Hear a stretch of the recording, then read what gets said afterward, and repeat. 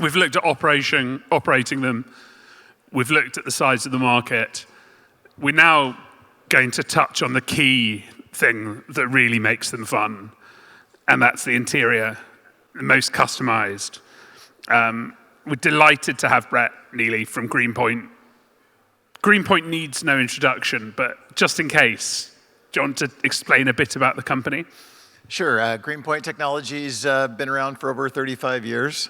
Started off in the BBJ market. We're one of the original completion centers back in 2000 that kind of launched the product. I have to say we've been a Boeing-only completion center up until now, but we'd love to someday entertain our friends from Airbus as well.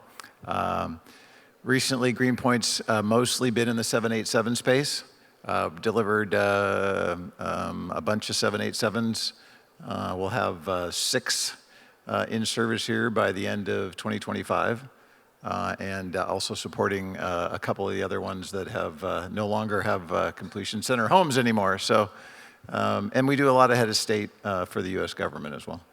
The 787 is a unique. You did the first one. Roughly how long does it take to outfit a green 787?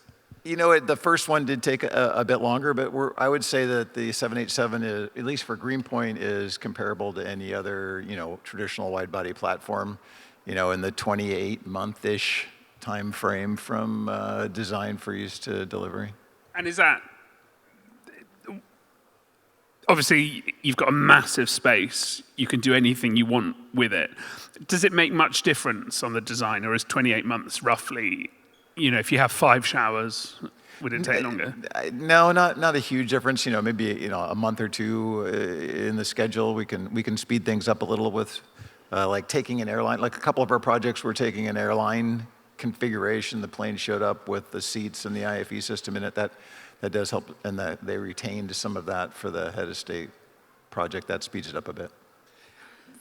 How busy are completion centers now? I think across the industry, very busy as a whole. There are a lot fewer of us than there were pre-COVID.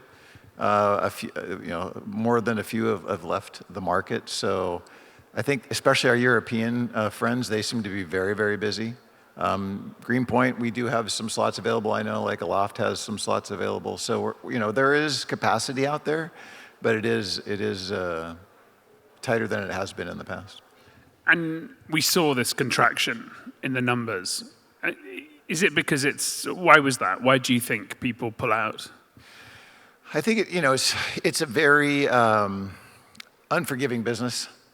The completion business, the margins surprisingly are not that great, and one mistake can cost you, a long delay, millions of dollars. I mean, Greenpoint certainly had its, faux pas in the past, but we've been big enough to sustain those. We're owned by a large corporate parent, Safran, and the Europeans are the same way. So you see these big sustainable organizations. I think I heard the comment earlier, like when your completion center is gone and you want to work on your airplane again, that's very difficult. So I think clients are also a little more smart about picking a completion center that they think is going to be around for a long time. Yeah, actually, that was an interesting point on the last session about, I hadn't thought about. You tend to think of supply chain issues being, engines and parts, not the interiors. Yeah, for sure. And another, I heard earlier another thing, the regulatory environment is changing. It's becoming much more rigid and less open to interpretation, and we're seeing that affect, the interior as well as the airplane itself. And do you only do wide bodies? No, we do not only do wide bodies, although we have only done wide bodies, I think, for the last 10 years. But we are fortunate to be one of the partners with Boeing on the Select program, so we hope to be doing a narrow body again soon. And the Select program, I think we touched on it a little bit.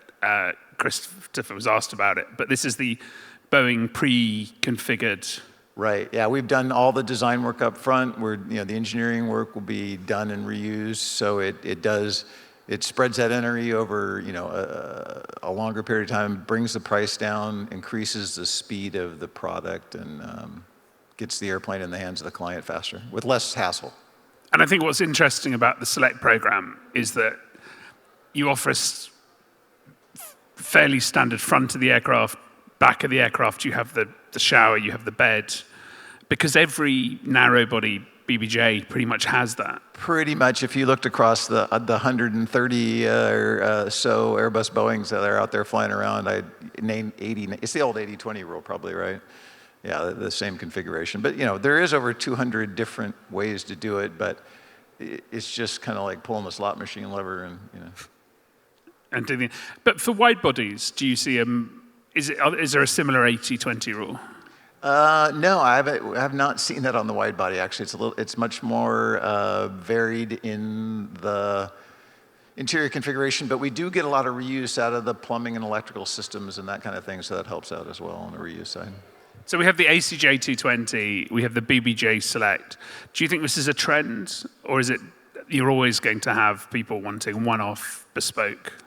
I think you'll always have some one-off bespoke clients. I do think that given the, just maybe as a society, we want it now, the shorter attention spans, the idea of having a 220 or the Select, that I can have it in a much quicker fashion with a lot less hassle.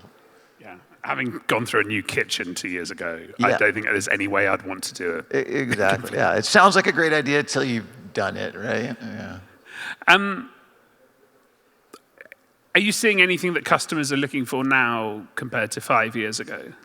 I think 5 years or even 10 years ago, people were focused on the interior. Now I see a trend. Like the top three things I think clients want right now are connectivity, connectivity and connectivity, right? It's I want Starlink, I want, LEO, this high-speed data is really important. And the other thing that we're seeing is let's design the airplane for the life of the airplane, rather than grab an IFE system that in 5 years is going to be obsolete and cost $5 million to replace. Let's do this in a modular way that we can incrementally upgrade the system over time for hundreds of thousands of dollars instead of millions. And Starlink is obviously a closed system.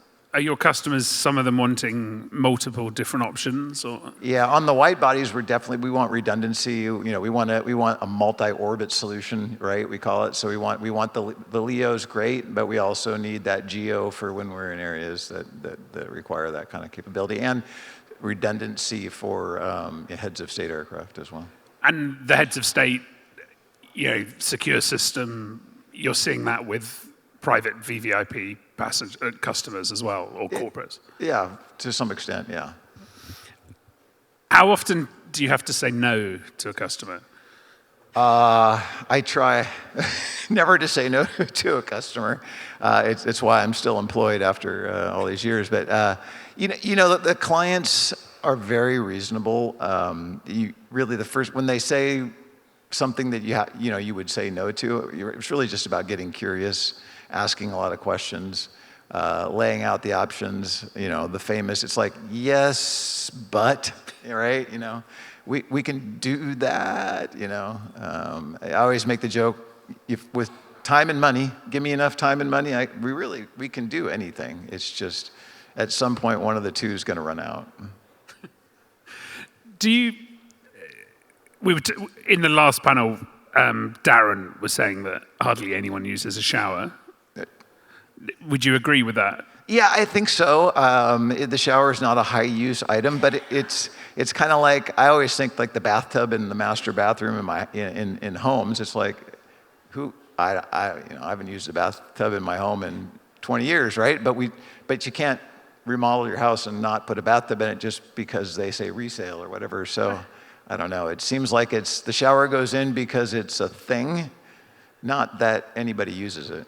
So you put the shower in, helps with resale, but just never carry water. Yeah. Well, on the bigger airplane, the BBJ, ACJ platforms, the Boeing, Airbuses, the water isn't typically a big deal. A 787, it certainly isn't. There's 280 gallons of water on board. So. And when you're outfitting one of the advantages of the BBJ Select is you're coming up with a product that can be quite easily remarketed at the end.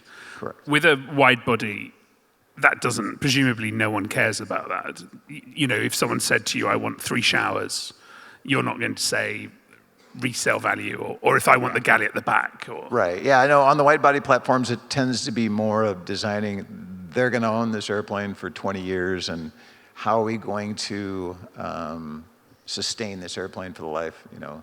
They're looking for a completion center that, and all of us do this, you know, stick around and be there and support the airplane for the life of the product. And there's a trend, well, pretty much every VVIP product, you'll have a completion consultant who will, or often who will represent the buyer, right, and have someone in your shop every day. Yes. They must be hated. Actually, no. I mean, some of my best friends in this industry are all completions managers that we've worked with. The good ones make you better, and we welcome, you know, at least I know Greenpoint does. I can't speak for the other centers, but we welcome that knowledge, that expertise, that ability to, you know, interface with the client. To be honest, it's much better for me to have the completion manager interfacing with the client than us having to say no to him. For example, I can say no to the completion manager pretty easily. Yeah.